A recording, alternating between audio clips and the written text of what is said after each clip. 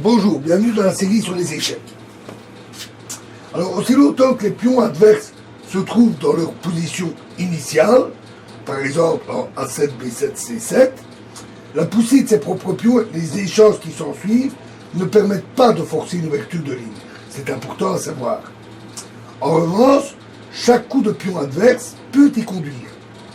Si par exemple les noirs jouent A6, alors la poussée B5 permet un échange et d'ouvrir la colonne B.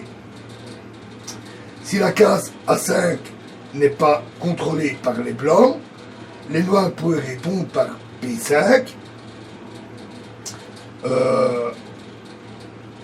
Donc pourraient répondre à B5 par A5. Dans ce cas, avant de pousser le pion B, les blancs doivent d'abord fixer le pion A par la manœuvre du pion A jusqu'au point A5, afin de bloquer le pion. Avec la formation A7, B6, comme ceci, c'est A7,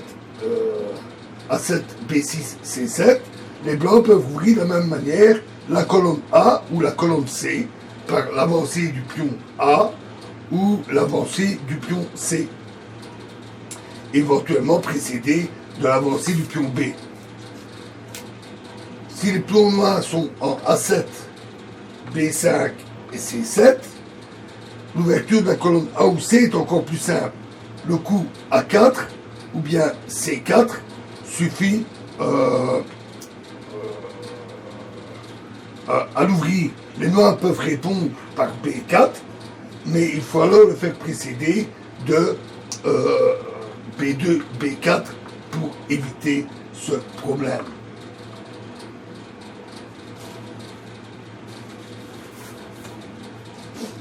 Avec la structure de pion A6, B6, C6, ou bien A5, B5, C5, un simple échange de pions ne suffit pas non plus.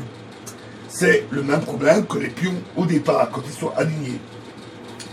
Ça ne permet pas d'ouvrir une ligne. Mais les pions avancés sont alors plus facilement sujets à l'attaque des pièces adverses.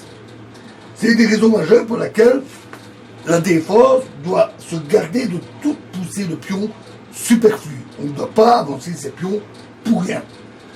Alors, dans les exemples suivants, on va montrer à quel point la position des pions adverses, qui est affaiblie, peut être utilisée pour ouvrir des lignes.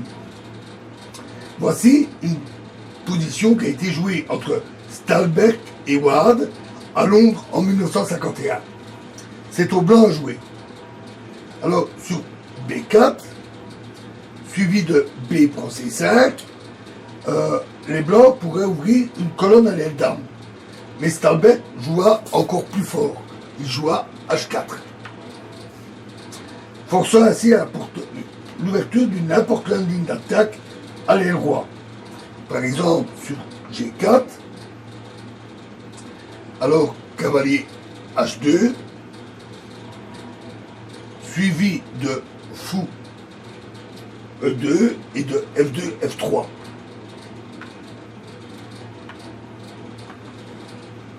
Les noirs jouèrent cavalier H7 dans le but de défendre leur pion. H prend G5, H prend G5,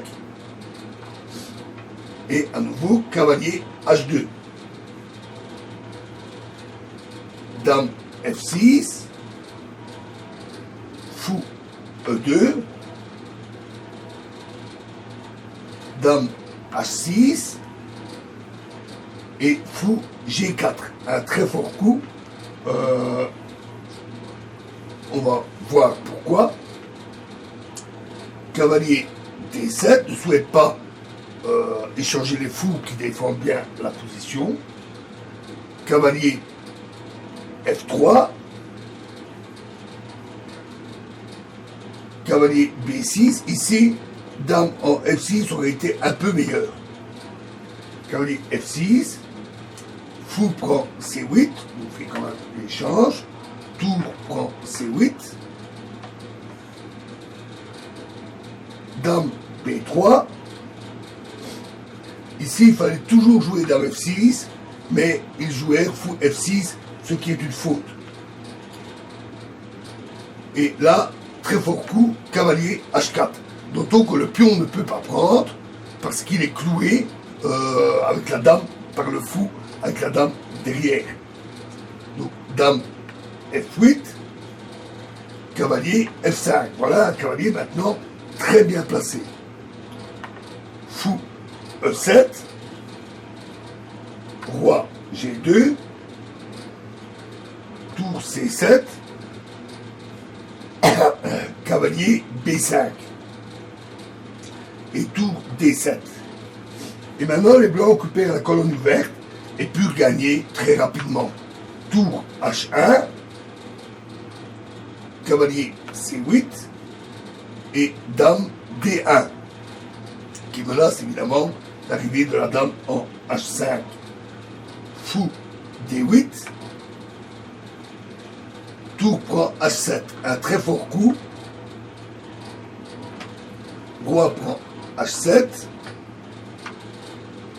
et dame H5, échec.